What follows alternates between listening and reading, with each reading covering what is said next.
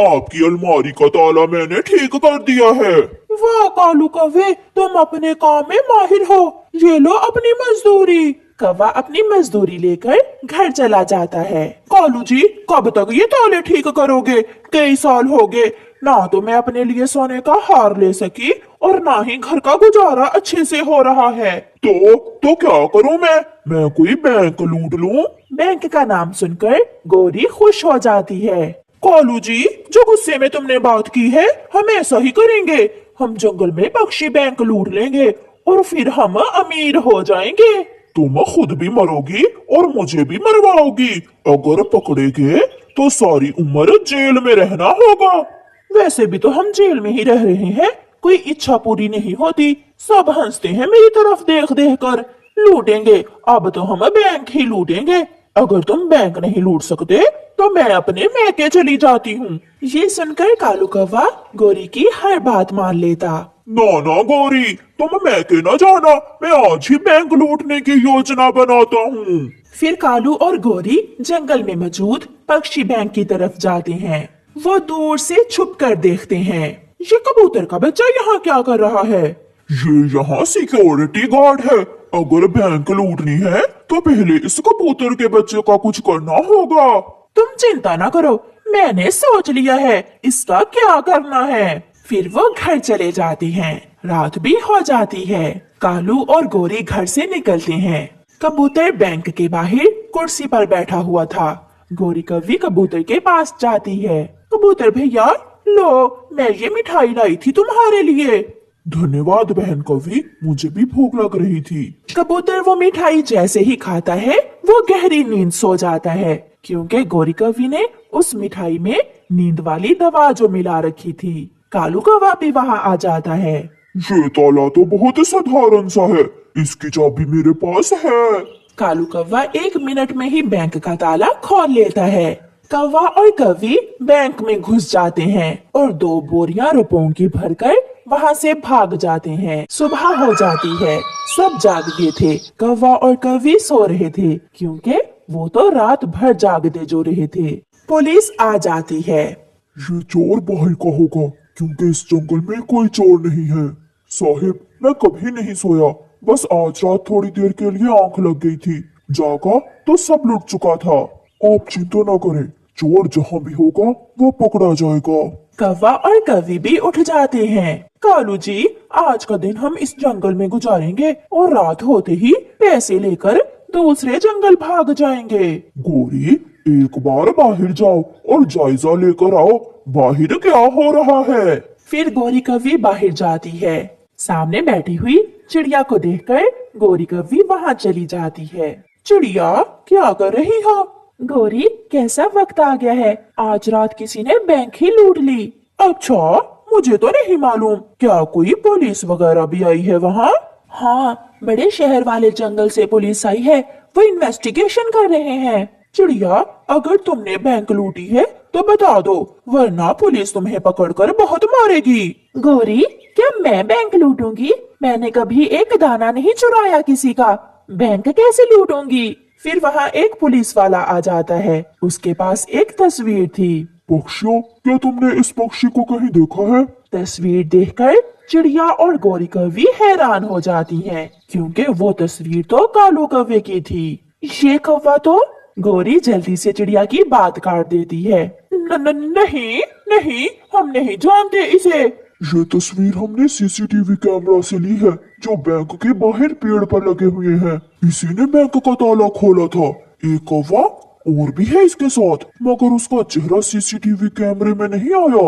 Police वहाँ से चली जाती है और चिड़िया गोरी कवि का मुंह देखती रह जाती है। चिड़िया बहन, भगवान के लिए चुप रहना, किसी को ना बताना। तुम दोनों ऐसा भी करते हो? मुझे तो विश्वास नहीं हो रहा। चिड़िया, समय नहीं है, मुझे जाना होगा, मगर प्लीज तुम किसी को ना बताना।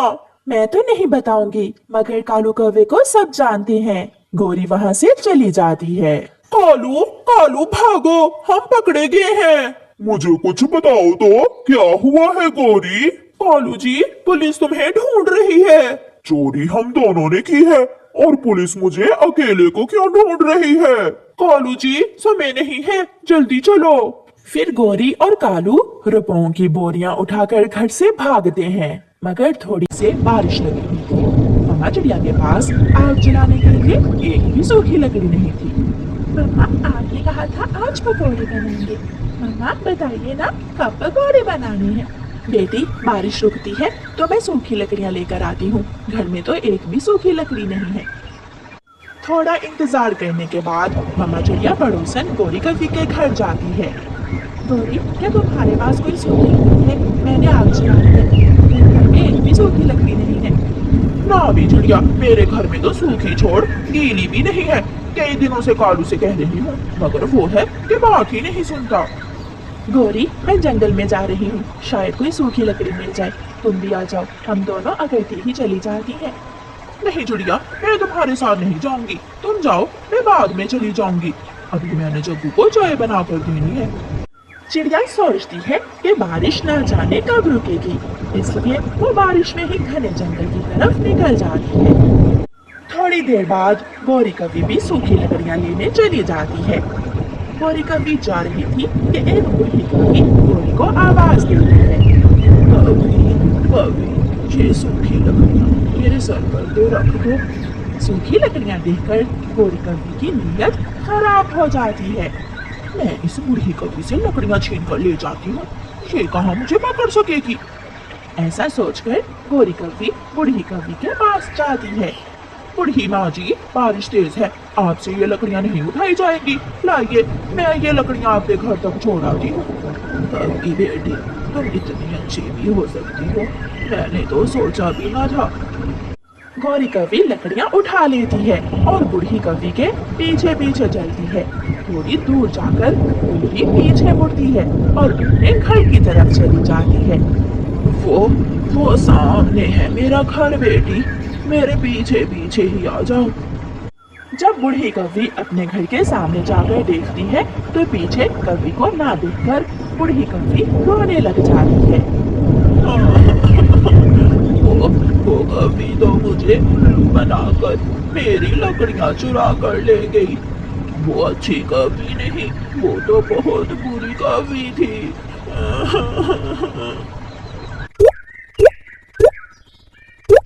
थोड़ी देर बाद बारिश भी रुक जाती है और चिड़िया को पुराने कुएं के पास से कुछ सूखी हुई लकड़ियां मिल जाती हैं। चिड़िया उन लकड़ियों की गठरी बनाती है और उठाकर अपने घर की तरफ उड़ती है। चिड़िया को जाता हुआ देखकर बूढ़ी कवि चिड़िया को बुलाती है। चिड़िया, चिड़िया बेटी। जी माँ जी, आपने मुझे बुलाया, क्या बात है? बेटी, एक कवि मेरी लकड़ियां चुरा कर ले गई है। मैंने खाना बनाना है, तुम मुझे थोड़ी सी सूखी लकड़ियां दे दो।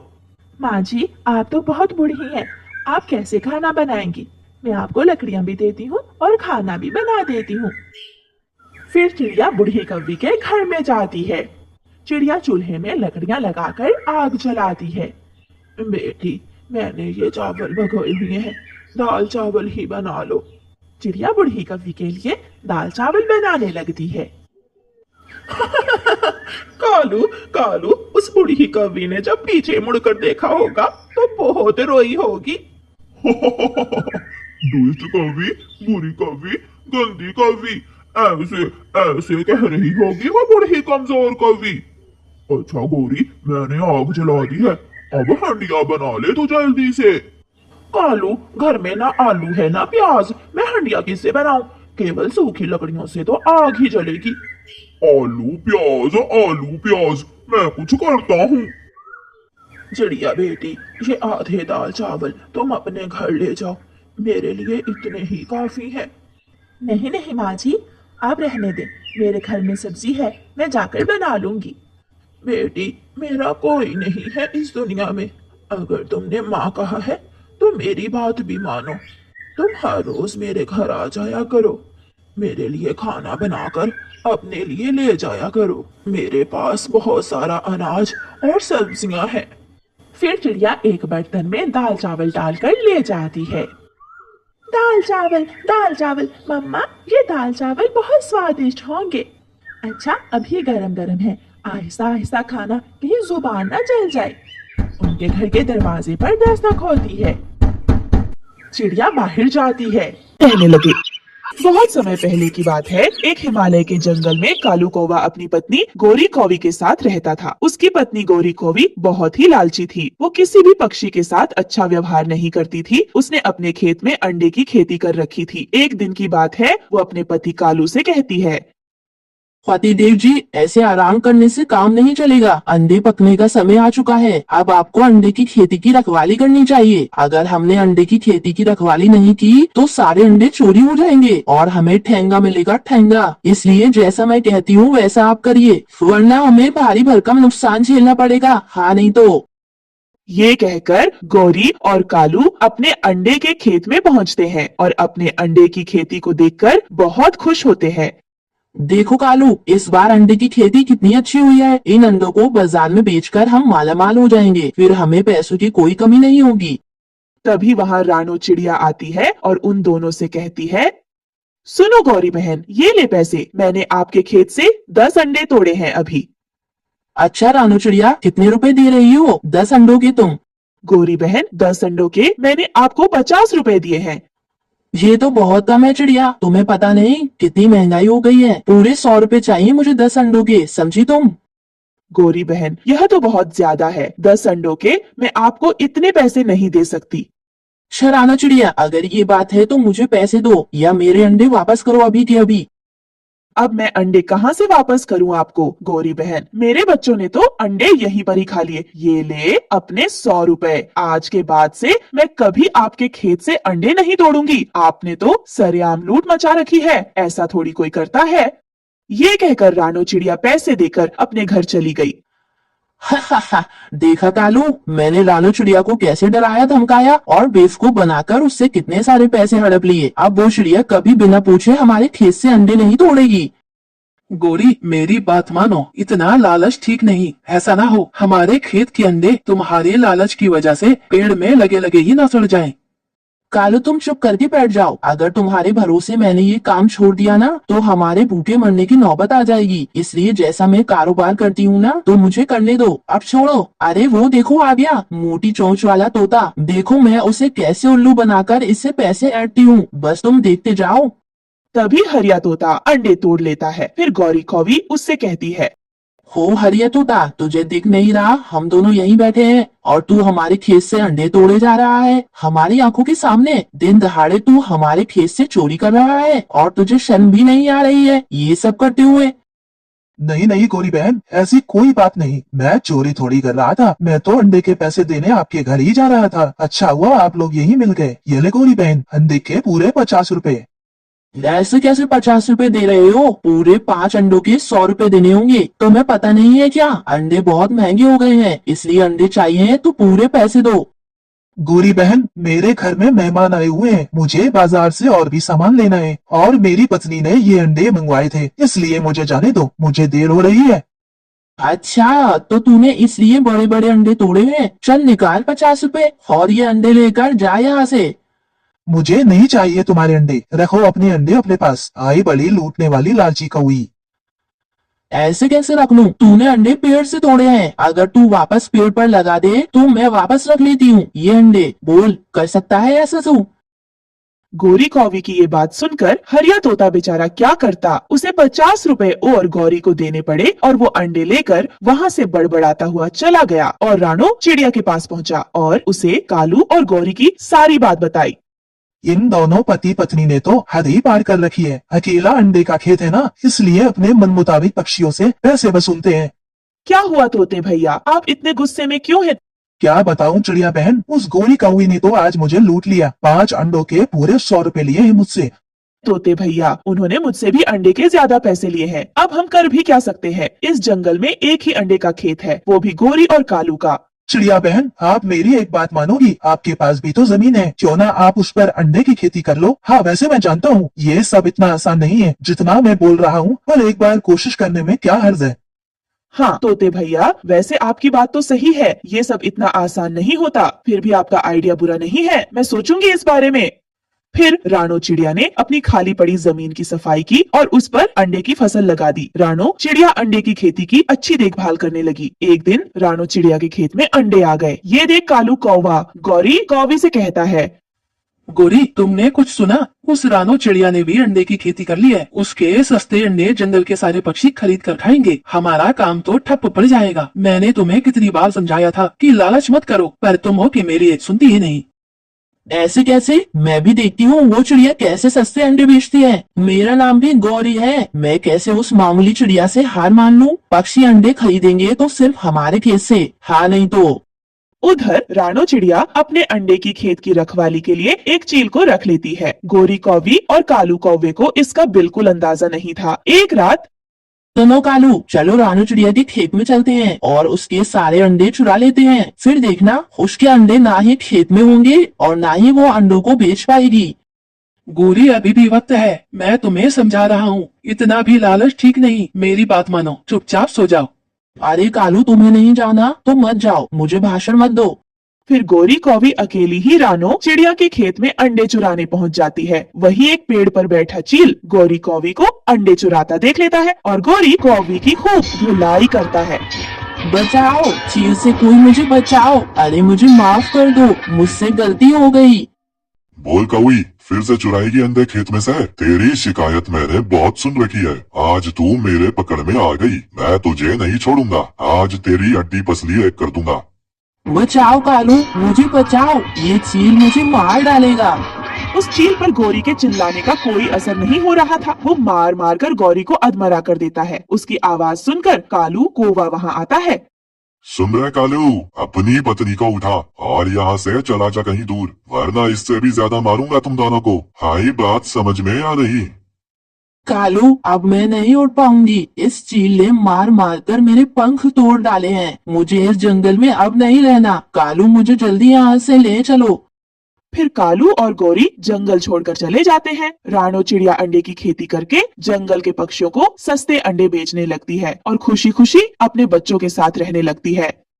प्यारे दोस्तों, इस कहानी से हमें यही सीख मिलती है कि हमें कभी लालच नहीं करना चाहिए। दोस्तों, आपको हमारी आज की कहानी कैसी लगी? हमारी कहानी को लाइक करें, कमेंट करके अपनी राय हमें दें। आपके कमेंट और लाइक हमारे हौसले को बढ़ाते हैं। अगर आप हमारे चैनल पर नए आए हैं तो हमारे चैनल को सब्सक्राइब करना ना भूले। आपका धन्यवाद।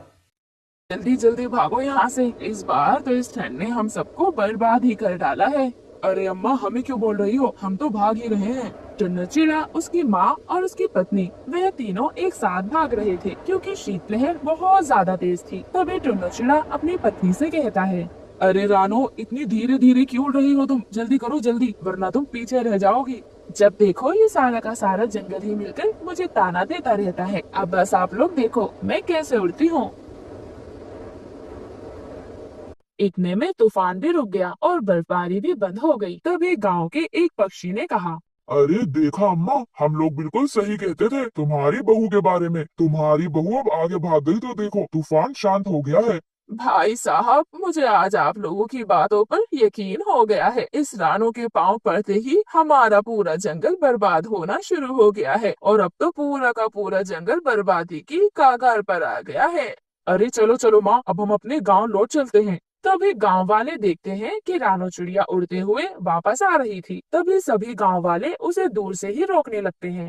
अरे अरे, वहीं रुक जाओ, वहीं, इधर नहीं आना। अरे अब तो तूफान भी बंद हो गया, फिर ये लोग मुझे क्यों रोक रहे हैं? खैर, वो तो मुझे गांव जाने पर ही पता चलेगा। देखती हूँ कि क्यों रोक रहे हैं। रानो चिड़िया जैसे जैसे अपने गांव के नजदीक आ रही थी, वैसे वैसे एक बार फिर से तेज तूफान आने लगा था।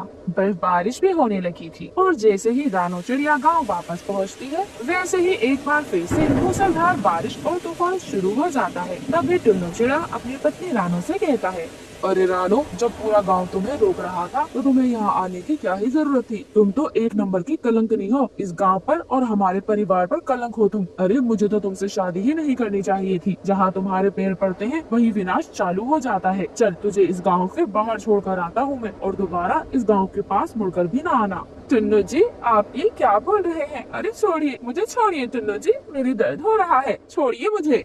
परंतु टुन्नू चिड़िया तो उसकी एक भी नहीं सुनता। वह उसे सीधे गांव के बाहर छोड़ देता है और खुद वापस अपने गांव में आ जाता है। अब एक बार गांव फिर से शांत हो चुका था। तूफान और बर्फबारी बिल्कुल खत्म हो गई थी। हल्की हल्की धूप निकलने लगी थी। तभी सभी गांव वालों से रानो चिड़िया की सास कहती है, मैं कैसे कैसे शुक्रिया अदा करूं आप सबका। मुझे तो कुछ भी समझ नहीं आता। आप लोगों ने मुझे बार बार मना किया था कि उस चिड़िया को मैं अपने घर की बहू ना बनाऊं, परंतु मैंने तुम्हारी एक ना सुनी। मैं तो बार बार टुन्नू की बातों में आ जाती थी। अब मैं उसके कदम अपने घर पर पड़ने नहीं दूंगी और ना ही इस गाँव में। और फिर जंगल के सभी पक्षी अपने अपने घरों में चले जाते हैं। जंगल के सभी पक्षियों को लगता है कि ये सब कुछ तो रानो की वजह से ही हो रहा है। वहीं दूसरी तरफ रानो चिड़िया रोती बिलखती हुई किसी जंगल में पहुंच गई। वहां पर वह बरगद के पेड़ के नीचे बैठकर रोने लगती है।